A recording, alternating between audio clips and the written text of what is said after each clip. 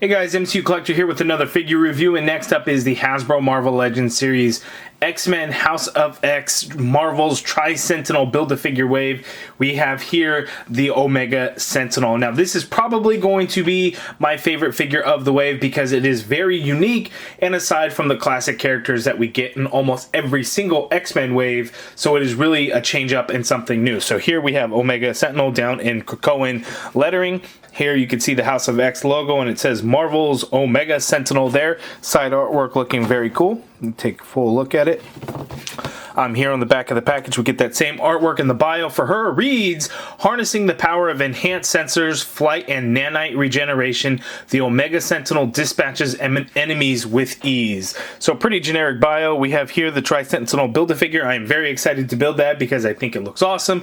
We have all 7 figures in the wave, so we have the 6 figures to actually do the Build-A-Figure. So we looked at Charles Xavier in the last video. Now we are looking at the Omega Sentinel. Next will be Marvel Girl Jean Grey. So without further ado, let's get her out of the package. Okay, so here is the Omega Sentinel figure out of the package, and the really awesome thing is this figure is 100% new sculpt. All new pieces, everything is new about it, every single piece. It is just an awesome set, and it just looks really great too. So looking at the Build-A-Figure piece, we actually have the torso for the Theta Sentinel, and this thing looks pretty cool. It's very thin here in the torso, so it's really interesting how this thing is going to be kind of when it all gets pieced together, but looks really cool. We got some ab crunch in there, so it's going to be interesting once we get to the Build-A-Figure. So we're going to stick that off to the side along with the arm piece that came with Charles Xavier. So 2 out of 6 so far, and here we have the Omega Sentinel. So let's zoom in and look at the additional accessories that she comes with. So she has additional interchangeable arm cannons as well as an interchangeable head. So let's zoom in and close and take a look at those. Okay, so the first accessory we are going to look at is the interchangeable head. This is the Karima Shapander or something like that version. In the comics, from the images that I could pull up, it looks like she has a much darker hair color, but we got a pretty light brown looking color here. It's a whole lot of hair, as you could see, and it's actually not too heavy, so I don't know if the hair is actually going to be hollow in these portions, but it's really not too heavy, but it looks good. The red eyes are painted nicely, the red lipstick is painted nicely, along with that silver like gunmetal color there. It all looks pretty good. The sculpt of it is pretty nice as well, so that is pretty cool. I'll pop that on a little bit later on in the video. Looking at the interchangeable arm cannons, we have this one here, and we get this nice orange color going on in there to kind of give it like a little bit of a glow effect look to it. I like the way that looks. The details of it are really cool, as you can see there. My only gripe about it, and it's pretty minor, is the color of the gray that they use, and I think it's just because it comes off really shiny looking, and it's not bad. There's just something about it. It just doesn't look like metal, and I think that's kind of the look they were going for, but to me it just doesn't. Having it in hand, it looks a little off. There's something about it, and I can't really pinpoint what it is, but man, the details and the sculpt of this actually looks really, really nice. It's going to connect right at the elbow there, so that is really cool. We get this other one here. There's no paint on this one, but again, the sculpt of it is done quite nicely as well.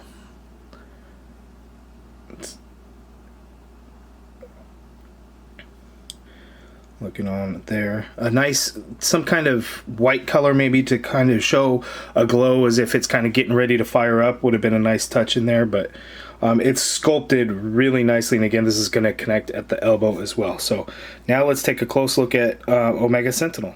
Okay, so here is an up close look at the Omega Sentinel, and you know what?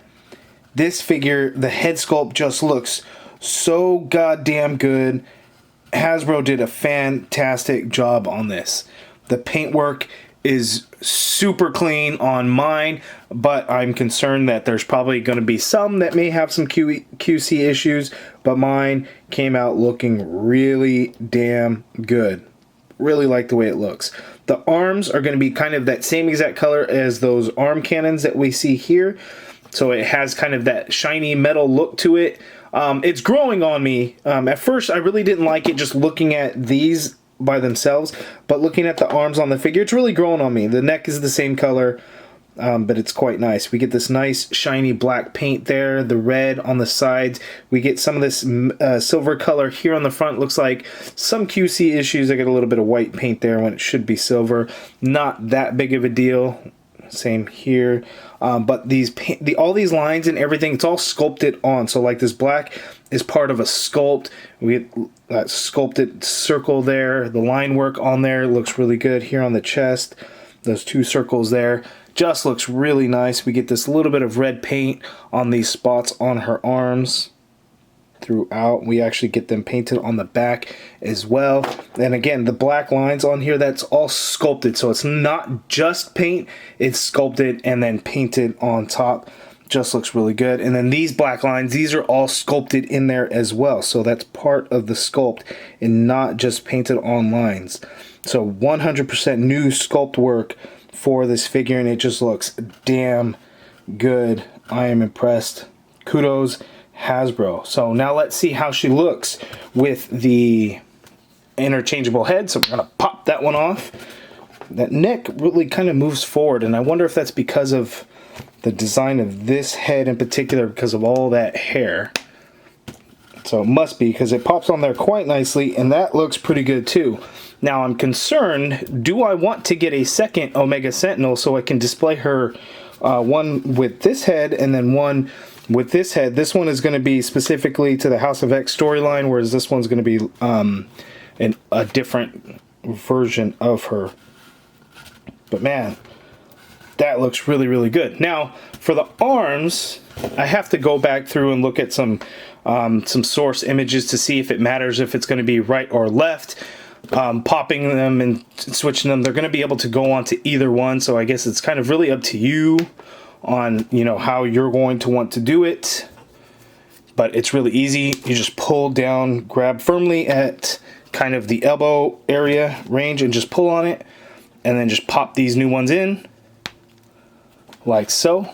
And there she has those arm cannons that you can use, you know, depending on what you're looking to do in your pose or your picture, your image. But I'm sure some of you guys could do some crazy things going on with these. So let's zoom out for her articulation.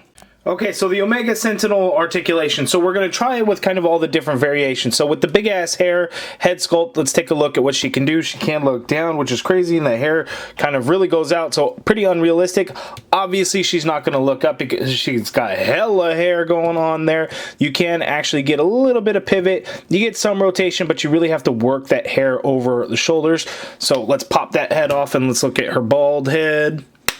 So here we're going to get all kinds of range of motion. So obviously she's going to look down. She's actually going to look up, which is really good. You get the full rotation going on in there, and actually not a whole lot of pivot going on there. So the shoulders, you can get the arms to go out that far. So the shoulder pads, you can see, are a little bit rubbery, and there is some give. So when you get that shoulder going up, it's actually going to go onto the torso there, so it will not hinder the articulation. So that is fantastic.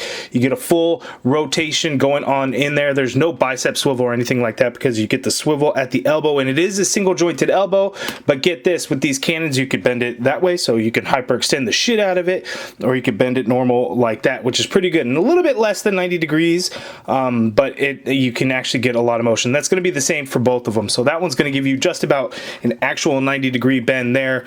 Going back the other way gets you about 90 degrees going the other way as well. So let's pop these ones off and let's get the normal arms on there, so we can see what kind of motion that we got going on. Single jointed again, and you can kind of see there's a little bit of a back piece to an elbow there. So you're not going to be able to hyperextend these arms, but you're going to get them to go just a tad over 90 degrees on that left arm. Should be the same for the right, or just about 90 degrees there. Wrists also swivel, and they do hinge, same hinge on both of them. We have a torso rocker diaphragm joint, so she can tilt to the side that much, tilt to her right that much. Going back isn't really a whole lot. You can kind of see the breakup in the torso there. Going forward, not a whole lot either. It's about what you would get on most female figures, but it gives you a little bit more movement going on there. And then there is no waist swivel, so you actually get that twist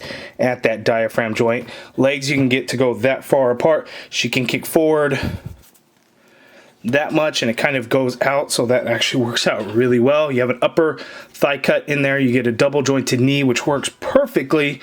No calf swivel or anything like that, but foot that hinges down all the way. You actually get nice hinge going up, ankle pivot, and peg holes at the bottom of the feet. So there is her articulation, and I must say I absolutely love this figure. So now let's see how she looks next to the other figures in the wave that I have reviewed so far. Okay, so you can see how she measures up to Wolverine and Charles Xavier, and you can see she's right in the middle, with Wolverine being short as hell, which is accurate, Charles Xavier being tall as hell with Cerebra on top of his head, and you have a Omega Sentinel there in the middle, and she is just about kind of in the middle between the two. So this wave is rounding out to be pretty good so far, with Charles Xavier really being lackluster, Wolverine being pretty good, you know, typical Wolverine figure though, but the Omega Sentinel, wow, she is a highlight so far, only being the third figure in the wave that I have reviewed so far, but I'm comfortable in saying right now that she is going to be my absolute favorite figure in this wave.